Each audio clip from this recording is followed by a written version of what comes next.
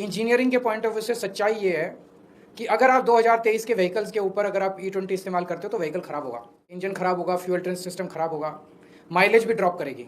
ये सच्चाई है। मोदी सरकार खुलेआम धमकी दे रही है। अगर तुमने ये कहा, अगर तुमने पब्लिकली ये कहा जनता के बीच में, तो फिर देख लो, खैर नहीं है, तुम्हारा प्लांट बंद करा देंगे, ईडी की रेड करा देंगे, इनकम टैक्स की रेड करा देंगे, सीबीआई की रेड करा देंगे, तुम्हारी कंपनी बंद करा देंगे। अभी कुछ दिन पहले मैंने 29 कंपनियों को चिट्ठी लिखी थी।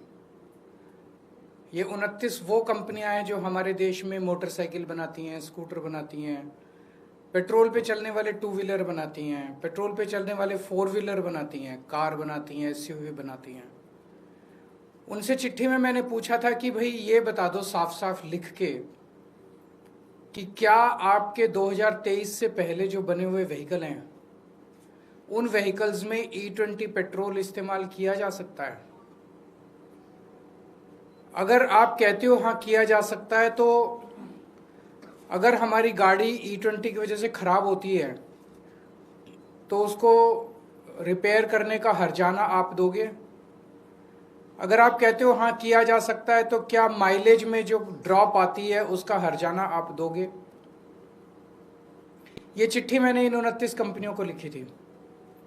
29 में से लिखित में तो जवाब किसी भी का भी नहीं आया, लेकिन 9 कंपनियों के अधिकारियों के साथ फोन पे मेरी लंबी बातचीत हुई पर्सनली। उन्होंने कहा सर मोदी सरकार खुलेआम धमकी दे रही है। बोले जी सच्चाई, टेक्निकली इंजीनियरिंग के पॉइंट ऑफ व्यू से सच्चाई ये है कि अगर आप 2023 के व्हीकल्स के ऊपर अगर आप E20 इस्तेमाल करते हो तो व्हीकल खराब होगा, इंजन खराब होगा, फ्यूल ट्रांस सिस्टम खराब होगा, माइलेज भी ड्रॉप करेगी। ये सच्चाई है। लेकिन हमें धमकी दी गई है मोदी सरकार के द्वारा कि अगर तुमने ये कहा, अगर तुमने पब्लिकली ये कहा जनता के बीच में, तो फिर देख लो, खैर नहीं है, तुम्हारा प्लांट बंद करा देंगे, ईडी की रेड करा देंगे, इनकम टैक्स की रेड करा देंगे, सीबीआई की रेड करा देंगे, तुम्हारी कंपनी बंद करा देंगे। तो बोले जी हम ये लिख के नहीं दे सकते। और बोले अगर ये लिख के दे दे, मोदी सरकार दबाव डाल रही है कि ये लिख के दो कि E20 सेफ है। वो एक मारुति वालों ने लिख के दिया था E20 सेफ है, उनको लेने के देने पड़ गए। कंज्यूमर कोर्ट ने ऑर्डर किया है कि गाड़ी रिप्लेस करके दो। तो बोले जी अगर लिख के देते हैं कि E20 सेफ है तो जनता चली जाएगी कोर्ट में और मांगेगी भाई हर्जाना दो, हमारा गाड़ी रिप्लेस करो, जो हमारा कंपोनेंट खराब हो गया उसके पैसे दो, जो हमारी माइलेज गिर गई उसके पैसे दो। तो बोले जी हम कुछ भी लिख के नहीं दे सकते। मोदी सरकार कंपनियों के ऊपर गुंडागर्दी करके दबाव क्यों डाल रही है। गाड़ी जनता ने खरीदनी, पेट्रोल जनता ने इस्तेमाल करना, फिर मोदी सरकार इथेनॉल को क्यों जबरदस्ती कर रही है। 30 करोड़ हमारे देश के अंदर गाड़ियां हैं जो कि 2023 के पहले की बनी हुई हैं। 22 करोड़ कार, 22 करोड़ 2 व्हीलर और 8 करोड़ 4 व्हीलर। इन 30 करोड़ गाड़ियों को मोदी जी कंडम बनाने में लगे हुए हैं, पूरी शिद्दत के साथ लगे हुए हैं मोदी जी इन 30 करोड़ गाड़ियों को कंडम बनाने में। क्यों, क्या इंटरेस्ट है मोदी जी का। इथेनॉल पेट्रोल से महंगा है, इथेनॉल की कैलोरीफिक वैल्यू कम है तो माइलेज कम देता है पेट्रोल से। इथेनॉल से कोई फॉरेन एक्सचेंज नहीं बचती, अब तो इतने बड़े बड़े आर्टिकल आ चुके। इथेनॉल से कोई किसानों का फायदा नहीं होता, इतने बड़े बड़े आर्टिकल आ चुके। इथेनॉल जहां बनता है वहां पे कई कई किलोमीटर तक अंडरग्राउंड पानी खराब हो जाता है, प्रदूषण फैलाता है।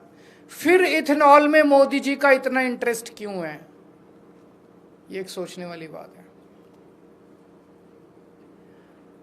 हमने अनाउंस किया था कि हम national town hall against E20 करेंगे शनिवार को। पुलिस पहुंच गई। मोदी जी ने अभी तो शुरू भी नहीं हुआ टाउन हॉल, उसके पहले ही हार मान ली। पुलिस के जरिए वो रुकवाने की कोशिश कर रहे हैं कि ये टाउन हॉल नहीं होना चाहिए। पहले पुलिस पहुंची कॉन्स्टिट्यूशन क्लब वालों के पास, बोले इनको परमिशन मत दो, इनको अप्रूवल मत दो। बोले जी हमने तो दे दी, पैसे भी जमा हो गए, रसीद भी कट गई, बुकिंग भी हो गई। बोले बुकिंग कैंसिल कर दो। बोले जी कर नहीं सकते।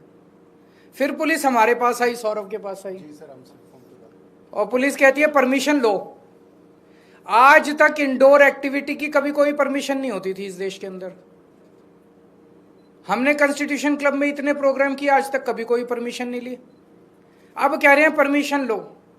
तो मैं प्रधानमंत्री जी से कहना चाहता हूं, बता दो किस किस चीज की परमिशन लेनी है।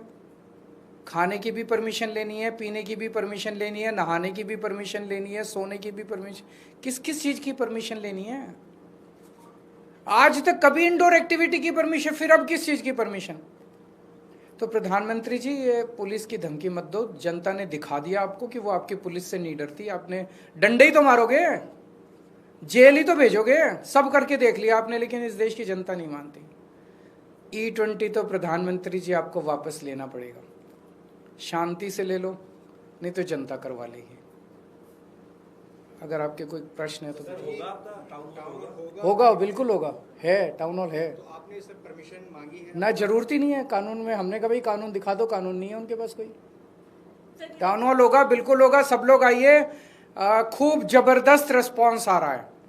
हजारों लोग तो ऑनलाइन जुड़ेंगे और कई लोग जो हैं वो फिजिकली आएंगे। सर, मेरा एक सवाल है, जो पेपर लीक का इशू लगातार उठा था, सीजीपी की जो स्पोक पर्सन है उनका कहना है कि उनकी डिमांड थी कि पूरे देश भर में जो स्टूडेंट्स के ऊपर एफआईआर है उसको विड्रॉ किया जाए। फिलहाल सुप्रीम कोर्ट में यही मामला गया, तो सुप्रीम कोर्ट ने आदेश भी दिया है, लेकिन उनका कहना है कि अगर ये विड्रॉल नहीं हुआ तो वो देशव्यापी आंदोलन करेंगे। करना चाहिए, हम उनके समर्थन में हैं। सबके सामने, पूरे देश के सामने जॉइंट प्रेस कॉन्फ्रेंस हुई, जिसमें उनके 2 मंत्री बैठे थे, सीजेपी के 2 लोग बैठे थे, जिसमें पूरे देश के सामने कहा गया कि इन बच्चों के खिलाफ जितनी भी एफआईआर हुई है आंदोलन की, वो वापस ली जाएगी। तो इसका मतलब मोदी सरकार ने झूठ बोला। मोदी सरकार को वापस लेनी चाहिए, सारी एफआईआर विड्रॉ होनी चाहिए। बच्चों को क्यों परेशान किया जा रहा है, क्यों तंग किया जा रहा है बच्चों को। सर, दिल्ली पुलिस कह रही है इसमें 2800 लोग ऐसे भी हैं जो पहले से क्रिमिनल बैकग्राउंड के हैं। कैसे पता चला? कुछ भी सोर्सेस से आया है, फेस डिटेक्ट करके सोर्सेस से आया है, पुलिस का कोई बयान नहीं आया। सोर्सेस से तो रोज ये सारी सरकारी सोर्सेस से चल रही है। कोई बयान आया हो तो दिखा दो। पुलिस का कोई बयान नहीं है, मैंने पढ़ा था। सोर्सेस से सवेरे कहते हैं, सोर्सेस से शाम को कहते हैं, हमने तो कहा ही नहीं। मजाक बन गया सरकार। आपने आज भी एक वीडियो एक्स पर पोस्ट की है, दिल्ली में जल जमाव की स्थिति हो रही है। बीजेपी ये कह रही थी कि 10 साल आप सरकार में रहेंगे। अब तो इनको 2 साल हो गए सरकार चलाते। अब तो इनको कम से कम, इतना बुरा हाल तो हमारे टाइम में कभी भी नहीं था। हाँ, कुछ एरियाज होते थे जहाँ पे जल भराव होता था, लेकिन जिस तरह से बसों में पानी भर रहा है, मेट्रो में पानी भर रहा है, मेट्रो स्टेशंस में पानी भर रहा है, ऐसा हाल तो हमारे टाइम में कभी नहीं हुआ। सर, दिल्ली की महिला को आप भी पैसे देने वाले थे, कल दिल्ली लक्ष्मी योजना जारी की, उसमें इतनी एक्सेप्शंस हैं, शायद उन शर्तों को अगर माना जाए तो हार्डली कोई महिला इसमें, एक बार ही लागू करने देते हैं, देखते हैं। 17 लाख को फायदा होगा। महिलाएं तो दिल्ली के अंदर 1.25 करोड़ हैं। 1.25 करोड़ में से अगर 17 लाख महिलाओं को अगर ये दे रहे हैं तो फिर तो बहुत ही कम है। Thank you.